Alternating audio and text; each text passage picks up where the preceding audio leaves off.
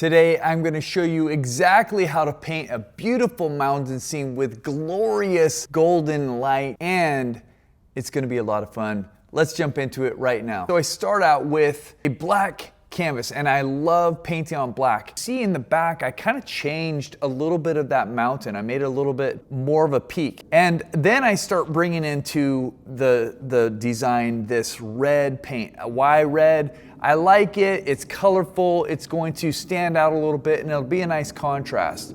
Then I lighten it a little bit and then move even further into more of a bluish kind of violet into the background hill and mountain. But then I'm also thinking about this whole time, like, what is the main point of this? We're just trying to set the stage with the design, but then really get the lighting.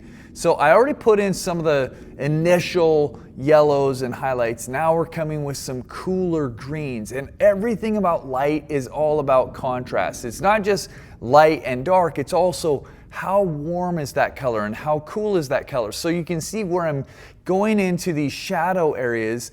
Even if it's lighter, it's still more of a blue-green. And where it starts leaning towards the sunlight and the sunlight starts touching it, it's more of a yellow-green.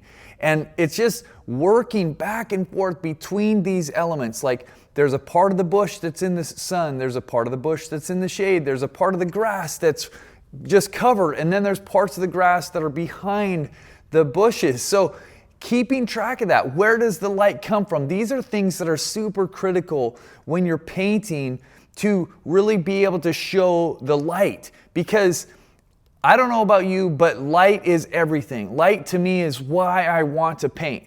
It's whether it's at nighttime or whether it's a scene like this that's in the day, but it's that golden hour and it's just the most gorgeous lighting ever and it's fleeting.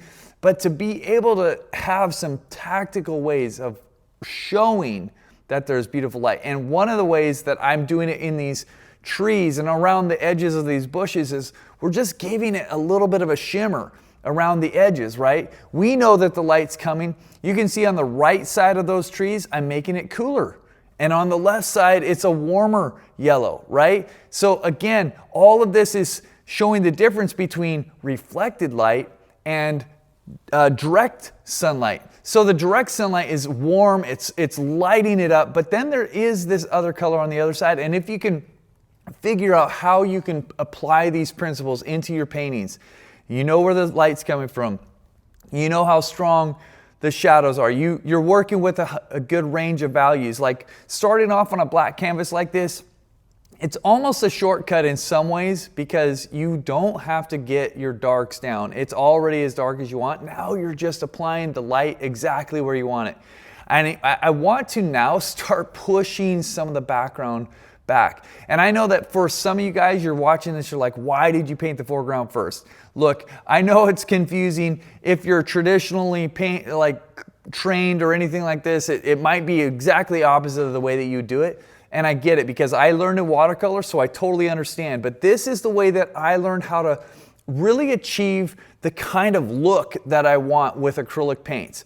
It was something that I had to study these different amazing artists, and I was going like, how did they do this? And I finally realized, oh, they painted the background after they painted the foreground. They painted the sky after they painted the middle ground. And that changed so much of the way that I even thought about painting, because it was something that was possible in acrylics and it wasn't possible at all with watercolor. So it's not that you have to do it this way. The principles that you see going on here can be applied in any order, really, with acrylics, because acrylics are so flexible. I just like the way that it looks. So that's why I default to this and I go back to it. But I can go back and forth and I can put on color for the foreground and then do the background, then the foreground and back and forth. But I just do it this way. I carve out some of those shapes with that mountain, color. And this color that I'm putting down, I actually am going to change, because if you look at the reference photo, you can see, there's actually more light that's coming through over there on the left-hand side. Like that light is really streaming through. And so I'm trying to show that right now. And I'm also going to add in the sky. But once I get that sky in, I'm gonna actually start seeing that that mountain still needs a little bit more warmth, right? We have this beautiful warm golden sunlight on the grass and on the trees and on the bushes up front, but it's really not back there in the background hill as much as I would want it to be. So I'm gonna actually come back and put a little bit more warmth back there. But overall right now, I'm liking the way that the foreground's looking.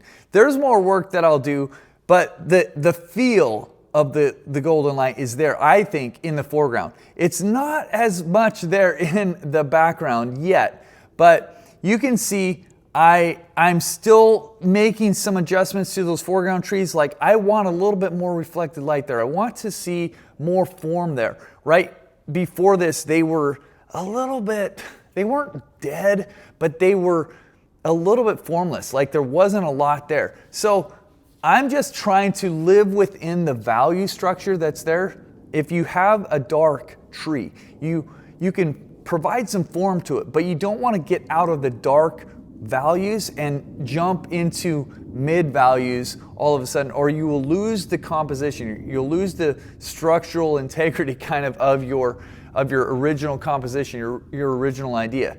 And now I'm kind of debating and thinking, like, should I fix this mountain? Yes, I should, but I need it to be dry. I need that sky to be dry. So I'm gonna jump in one more time, another round of white. Where you're painting on black, you always have to be aware that when you are covering a dark canvas, you need multiple coats of your lightest highlights.